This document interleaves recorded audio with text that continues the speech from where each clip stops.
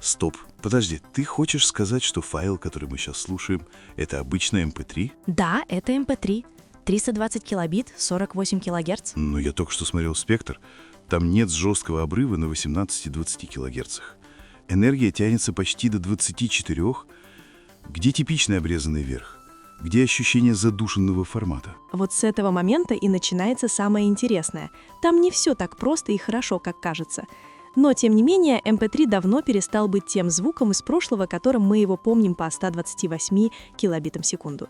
Сегодня он все еще актуален, если понимать, как он реально работает, а не ориентироваться на мифы. Давай разберем MP3 без романтики и без маркетинга. Ответим на вопросы, которые вы нам постоянно задаете. Как сделать MP3 максимально качественным, без сильного среза частот? Реально ли получить MP3 320-48 кГц с полосой до 24 кГц?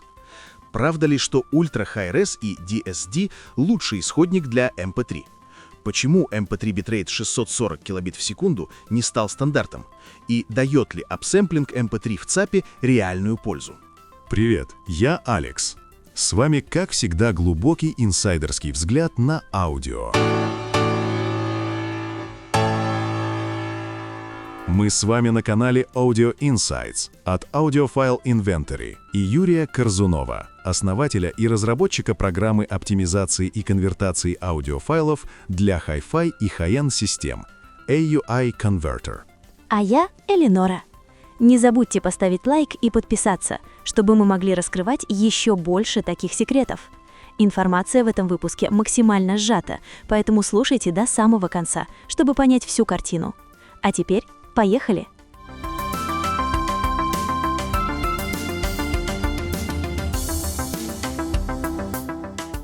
Окей, давай с базы. Почему вообще MP3 может быть маленьким? Потому что MP3 — это формат с потерями, но с осмысленными потерями. В основе психоакустическая модель слуха. Наш слух неравномерно чувствителен по частоте и уровню. Чувствительность зависит от частоты, восприятие зависит от уровня сигнала и носит контекстный характер. Все, что звучит рядом и до или после. Восприятие уха логарифмическое, а не пропорциональное. Приведешь примеры? Если одновременно звучит громкий низкочастотный сигнал и очень тихий высокий, высокий может стать неслышимым. Это называется маскировка и по частоте, и по времени. То есть кодер не портит звук, а выкидывает то, что мы с высокой вероятностью все равно не услышим. Именно. Технически MP3 сначала грубо делит сигнал на 32 частотные области, Polyphase Filter Bank первого уровня, а затем внутри них использует более точное преобразование. И на каждом этапе он решает, куда имеет смысл тратить битрейт, а куда нет.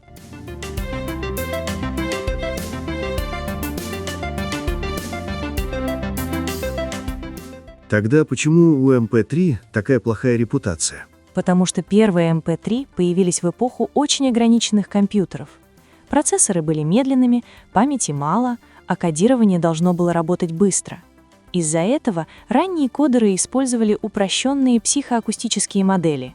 Они плохо понимали, какие искажения действительно будут замаскированы, а какие нет. И что они делали, чтобы избежать слышимых ошибок? Они действовали грубо, но надежно. Чтобы не испортить вокал и середину, кодеры просто жестко обрезали верхние частоты, часто уже на уровне 16 и 17 кГц. Это снижало риск артефактов, но вместе с ними исчезали воздух, атаки и ощущение пространства. А можно углубиться? Для MP3 именно верхние частоты самые капризные для кодирования. Ошибки там плохо маскируются и сразу превращаются в шипение, песок и цифровой налет. Поэтому старые кодеры предпочитали вообще убрать этот диапазон. Как я уже говорила, это было грубо, но надежно.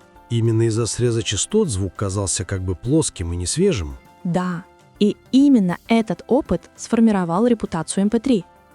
Позже, когда вычислительные ресурсы выросли, стали появляться новые форматы, например, AAC, которые изначально проектировались под более сложные модели слуха и могли точнее распределять битрейт без таких жестких защитных мер.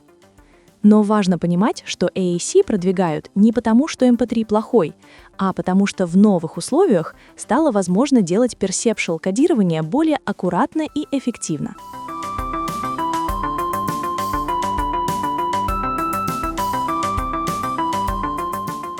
Теперь к главному вопросу. Как вообще возможно увидеть спектр почти до 24 кГц в MP3? Начнем с физики. Если частота дискретизации 48 кГц, то теоретическая верхняя граница 24 кГц, ни выше, ни ниже. Но CD — это 44,1 кГц, и там потолок около 22 кГц. Верно. Поэтому, если мы хотим сделать срез помягче, чем в области 20-22 кГц, имеет смысл использовать 48 кГц как рабочую частоту. Подробнее об этой теме смотрите видео о звоне аудиофильтров по ссылке в описании к этому ролику. Но спектр — это же не всегда музыка. Вот это ключевой момент. Наличие энергии выше 20 кГц не означает, что там есть музыкальная информация. Это может быть остаточный шум кодирования, шум квантования, побочные продукты преобразований, артефакты MDCT и фильтров, которые используются при кодировании. Подробнее о том, что такое MDCT, мы поговорим позже. Напомни, что такое MDCT? MDCT — это способ представить звук так, чтобы кодер мог убрать лишнее, не разрушая то, что мы реально слышим. Но при этом отсутствие жесткого обрыва может субъективно восприниматься как более открытый звук. Да, именно поэтому некоторые слушатели предпочитают MP3 без агрессивного low-pass фильтра, фильтра низких частот, даже если понимают, что это не возвращенные детали.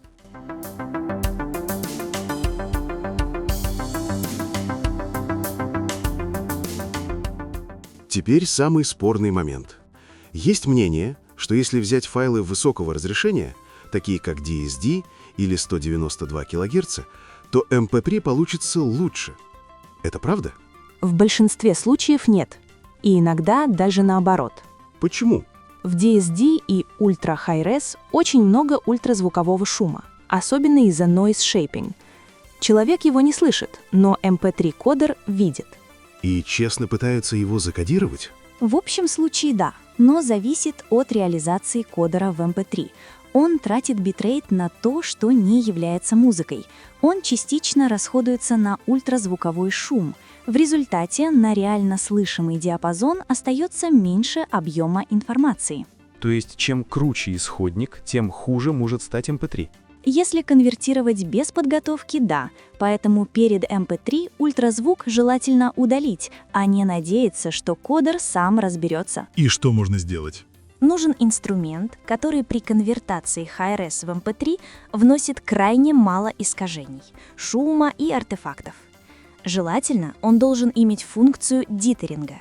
При понижении разрядности, например, с 24 до 16 бит, дитеринг помогает равномерно распределить шум, возникающих при этом искажений, и уменьшить характерное цифровое звучание, которое более заметно для тихих сигналов. Например, AUI-конвертер умеет это делать. Для целевой частоты дискретизации 48 кГц рекомендуется оптимизированный режим ресэмплинга. Для MP3 44,1 кГц режим не имеет значения. Подробнее о конвертации Hi-Res в MP3 можно почитать по ссылке в описании к этому ролику.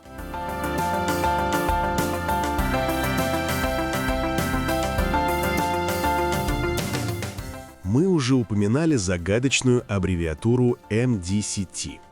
Давай расшифруем, что это вообще такое и зачем оно нужно в MP3. MDCT — это модифицированное дискретное косинусное преобразование. Проще говоря, это математический способ посмотреть на звук не как на волну во времени, а как на набор частот в каждый конкретный момент. То есть это что-то вроде спектра? Похоже, но важнее и умнее. Обычный спектр показывает, что есть в сигнале, но плохо говорит, когда. MDCT же работает короткими перекрывающимися блоками и поэтому понимает, как частоты меняются во времени. Похоже на частотно-временную спектрограмму, которую часто называют водопад. Пример водопада мы можем увидеть на картинке. Зачем это нужно кодеру? Чтобы не портить звук там, где ухо особенно чувствительно. MP3 с помощью MDCT видит, где атака, где затухание, где шум замаскирован музыкой, а где ошибка сразу станет слышимой. MDCT — это и есть сжатие? Нет, и это важно. MDCT само по себе ничего не портит. Это просто способ разложить звук на удобные кирпичики. Потери появляются позже, когда кодер решает, какие из этих кирпичиков можно закодировать грубее или вовсе отбросить. Почему именно MDCT, а не какой-нибудь другой алгоритм? Потому что MDCT использует перекрывающиеся окна. Это сглаживает резкие границы блоков, уменьшает щелчки и один из самых неприятных цифровых артефактов при эко. Для слуха такой подход гораздо мягче, чем жесткая нарезка сигнала. То есть MDCT — это причина, почему современные кодеки могут звучать настолько чисто? Именно.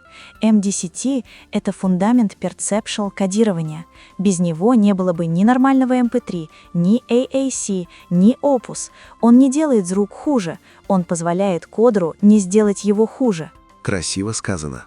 Если совсем коротко, MDCT — это способ разобрать звук так, чтобы убрать лишнее, не трогая то, что важно нам для прослушивания.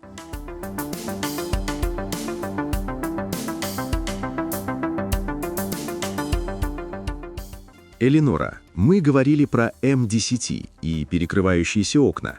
Можешь объяснить это на пальцах, чтобы было понятно, почему звук звучит мягче? Конечно. Представь, что звук — это полотно, которое мы нарезаем на куски, чтобы упаковать в MP3. Если нарезать строго по линейке, куски будут иметь резкие края. И на слух это проявляется как щелчки. Да, или как треск на границах. Может появиться при эко. Это когда громкий ударный звук, например, барабан, будто слышен чуть раньше, чем реально наступает. Как получается это при эко? Если блоки идут подряд без перекрытия, кодер может распределять часть энергии следующего блока на конец предыдущего. И вот мы слышим удар чуть раньше. Звучит неприятно. Вот тут и приходит на помощь MDCT с перекрытием.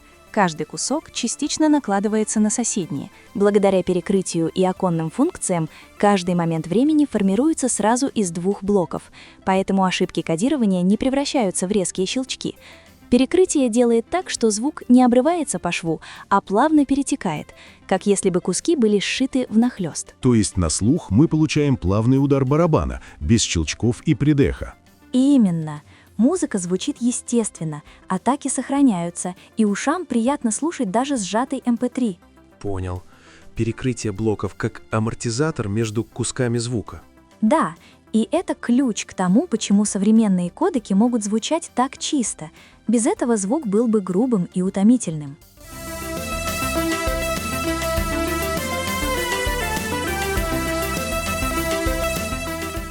А что насчет MP3 640 килобит в секунду? Во-первых, это вне стандарта ISO. Такие файлы могут не воспроизводиться на автомобилях, плеерах и телевизорах. Ну, может быть, есть какие исключения, но мы о них говорить не будем. А во-вторых? Здравый смысл. 320 килобит в секунду — это уже практически предел MP3.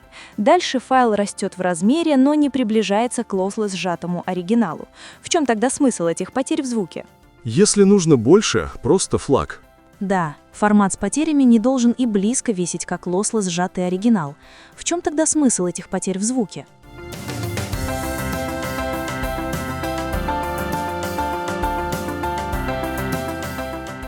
Последний вопрос.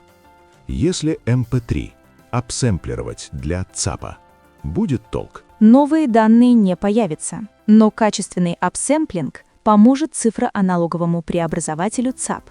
Для каждого разрешения ЦАП может менять алгоритмы цифровой фильтрации или их параметры, переключать выходные аналоговые цепи фильтры или другие коммутации. Условно назовем это режимом ЦАП. Все это зависит от того, как устроен этот цифроаналоговый преобразователь. Соответственно, искажения самого ЦАПа для разных разрешений могут меняться.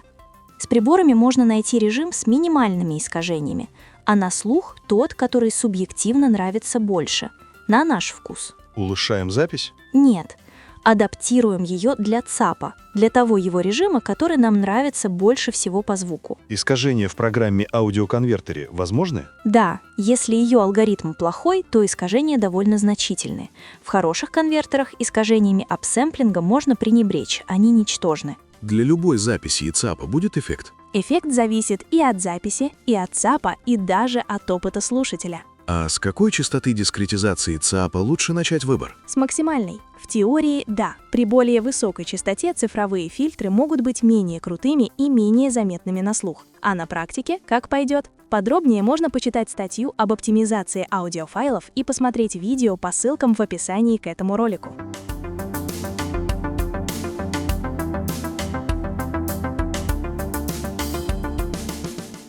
Итак, MP3 жив?